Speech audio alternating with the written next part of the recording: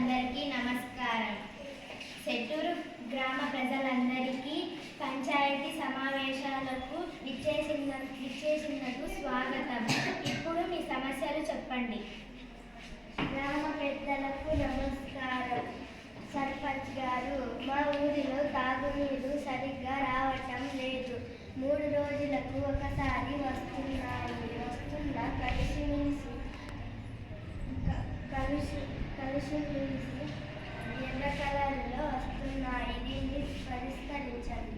మన వార్డు సమస్యలన్నీ ఉప సర్పంచ్ గారితో మాట్లాడి పరిష్కరిస్తాం.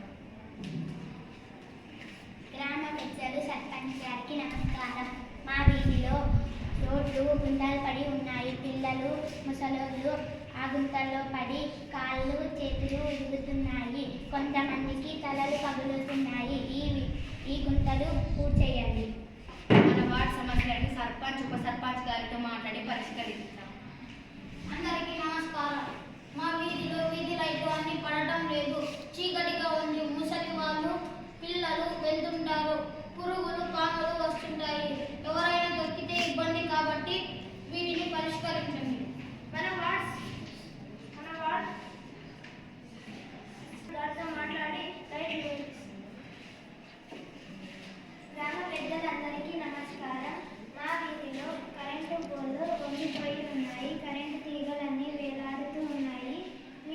ఆ కరెంటు తీగలన్నీ ఎవరికైనా తగిలితే చాలా ప్రమాదం అని మీరు కరెంటు తీగలు రిపేర్ చేయండి.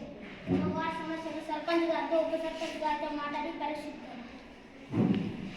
గ్రామ పెద్దలందరికీ నమస్కారం. మన